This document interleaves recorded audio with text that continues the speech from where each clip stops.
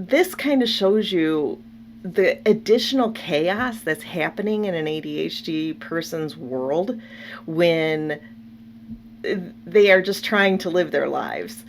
I did not make anything up. I did not exaggerate anything. This is exactly how it went, and it's not unusual for me. It's a pretty normal way of doing things for me. Hi, everybody, and welcome back to my channel, Janine Van Stee, ADHD Life Coach. That's me. I'm Janine Van Stee. So I've decided that I want to share the process that I have to go through to figure out what time I have to be somewhere and what time I have to leave. I just want to demonstrate how my ADHD brain works, and I thought maybe it would be relatable if somebody else does the same thing. So this is a little off my usual, but so I'm going to tell you what I'm doing. I have to figure out how to be to my quilting meeting. Yes, I have a quilting meeting. It's called Girl Gang, and we love it, at 6 o'clock. Now, it's 3:15. I also accidentally forgot, with my ADHD brain, to put in my travel time for that, which is about a half an hour, which normally would not be a big problem except for the fact that I have a client who slotted her appointment at 5 o'clock, which means that I have a 45-minute appointment and 15 minutes to get to my next destination, and that's 30 minutes away. So obviously this is a problem. Not to mention the fact that I have a 4:30 appointment with somebody else that's supposed to be 15 minutes long. So that's a 15-minute appointment with 15 minutes in between before I start with my client at 5. Then I have a 45-minute appointment with the client, and then I have 15 minutes to get someplace that I'm supposed to have 30 minutes to travel. This is because of poor planning on my part, because I forgot to put that slot in there. I'm not perfect. I do these strategies and they work a lot of the time, but sometimes, like today, something didn't work. And really what didn't work is I forgot that one step that I always should put is my travel time. So, as you can see, I'm kind of in a state. Well, I've decided that I need to go to the location of the meeting or to a park nearby and do my virtual meetings from a park in my car. My first meeting would be at 4:30. I have a half an hour to get there, so now I have to go back to 4. So I have to leave by 4 o'clock. So 10 to 4, so I'm good and prepared, and I want to be clear of mind when I meet with people. So I have just lost the time. Oh, 10 to 4. All right. So and you just saw that happen where it went away for just a second. So that means that if I'm leaving at 10 to 4, that's 3:50. It's now, I've taken about 5 minutes to figure this out, and it's now 3:20. So I have about a half an hour before I have to leave. Can anybody relate to this? Because this is what ADHD really looks like. And strategies help. So, and usually they work, but sometimes they don't. All right, time for an update. Since I'm driving, I'm not going to look at you, and hopefully this is recording. So, it is currently 4:03. I left my garage at 4 o'clock. That's where that essential 10 minutes comes in. And let me tell you about what happened between the time I edited that video and got in my car. So I decided I had a little bit of time, didn't have much to do. I was already pretty much ready to go. So I was going to upload the video and start editing it.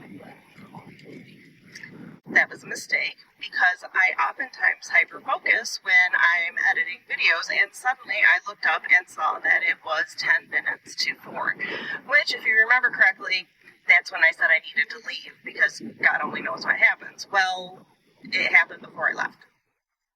So I obviously jumped up, started running around, remembered that I needed to get my sewing machine together because I have to have that serviced, and then ran out to the sewing room to get the sewing machine and realized that it was still torn apart from when I realized that there was something wrong with it.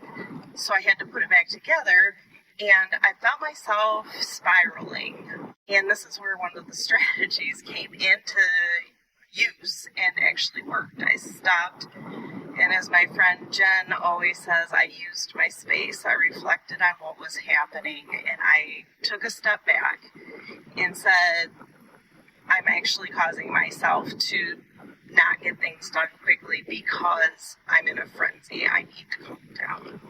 So I did. I calmed down, started thinking a lot clearer, but taking time to have that reflective space was so important. But either way, then I picked up the sewing machine, started to move it, realized I forgot to unplug it, so I had to unplug everything, which the plug was buried underneath some boxes, and so that's another thing.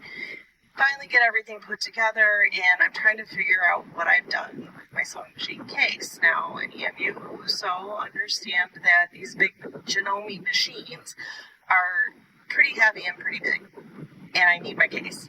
So then I'm looking for my case. Now, mind you, I'm still looking at the clock, and this has only been 5 minutes at this point, and I'm doing okay. I'm like, okay, I got 5 minutes, I've got this. Stay calm, think, okay, I know where it is. I went and got it, put the sewing machine in. Everything went well with that.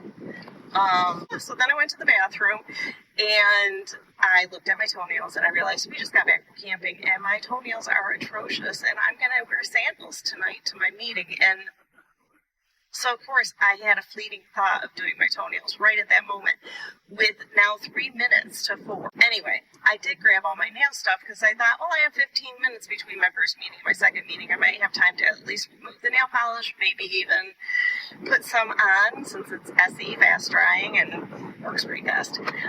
So I grabbed that, and then I'm like, well, then now I need a bag because I've got cotton balls and remover and nail polish and my phone and all my things. And so normally I don't carry a purse, so I need a bag. And I'm like, where did I see that bag? I could use that one. It'd be perfect. So then I'm off looking for that bag. But remember, I've been looking all over the place for other things, so therefore I can't remember where I saw the bag. Finally find the bag, which, I mean, all this is going really fast, actually. I should say finally. It was like, 30 seconds later, but that was between me going around the house. Anyway, got the sewing machine out to the car, like ready to go, woohoo! And I get to the car, and I'm doing my strategy where I check everything off. Do I have my phone? Do I have this? Do I have that? What are you forgetting? What do you need to remember? Those things. And all of a sudden, I was like, oh, the checkbook. That's what I'm forgetting. I need the checkbook. So back into the house I go to get the checkbook. And then I give the dog a treat. I give the cat some treats. And then I'm like, oh yeah, I forgot I wanted to get something to drink because I have to bring my own drink to the meeting, of course. And so then I run and grab some drinks. Somehow in all of that time, which was 10 minutes, I went through that whole process and got in my car at 4 o'clock, or actually was backing out the driveway at 4 o'clock. So, building in the extra 10 minutes, using that strategy to help myself calm down, using my strategy to recheck everything to make sure I have it. Those strategies worked. So, when I talk about strategies and using strategies, like I said, usually they work, but sometimes they don't. I'll keep you updated though, because I am not done with this adventure. I am still on my way to the park for my first appointment, and hopefully nothing will go awry with my phone. I'll have good reception and everything will come off without a hitch. Yeah, so I'm driving, so I should stop talking, and I will talk to you next time. So that meeting was not, it was a waste of time for both of us, and we realized it pretty quickly. So that actually gave me a couple extra minutes, so I can give you a little update. So, as it turns out, I forgot, and I'm removing my nail polish while I talk to you. It turns out that I forgot that my daughter-in-law had taken my car and my car didn't have a charger in it. And I only have 50% on my battery. And so I was like, uh-oh, I have a couple meetings. I hope I don't run out of battery. And so maybe I should pick up a charger. So General to the rescue, right? So I run in there, I grab a charger, I go up to the checkout. You'd act like I'd never bought a charger before. You can't make this stuff up, you guys, by the way. So I'd act like I'd never bought a charger before. Didn't check to make sure that it was the right one. So I got out to my car, realized not the right one. I'm now running really low on time because it's like 4:25 and I have not got time to get to the park at this point because I got to go back in and find another charger and exchange this thing. So I hope I have time to put a code on this. So I got it exchanged. And as I was driving out of the parking lot, I was getting on my meeting with this other person. And I just basically told him I'm driving. So you're just going to have to wait a minute until I get to the park.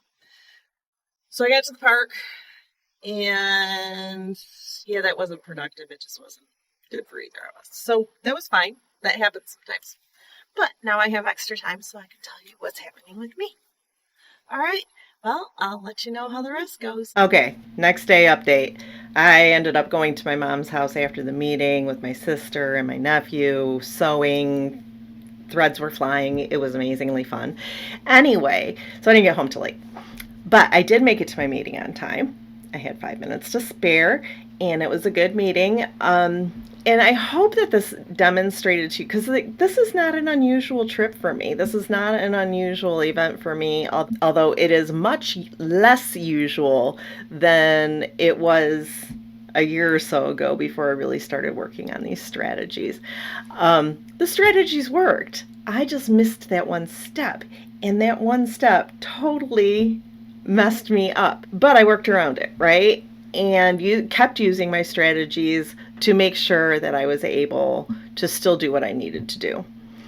This kind of shows you the additional chaos that's happening in an ADHD person's world when they are just trying to live their lives. I did not make anything up. I did not exaggerate anything. This is exactly how it went, and it's not unusual for me. It's a pretty normal way of doing things for me. I'm not sure how many times I said I forgot in those clips, but I forget a lot. So people who say that they, oh, I think I have a little ADHD, or everybody's got a little ADHD. I'm trying to demonstrate that it is a persistent and consistent presence in our lives all the time. Even when it's something as simple as figuring out how you're going to get to your appointments and do it in a way that is effective. So I hope that you got something out of this. If you relate to any of this, if any of this makes you go, oh my gosh, this is me, let me know. And let me know what kind of content you are enjoying from me, what you'd like to see more of, maybe what you'd like to see less of. I just love exposing people to information about ADHD and letting people make their own conclusions. So if you like my content, if you enjoyed this video, hit the like button, hit the subscribe button, and we'll see you next time.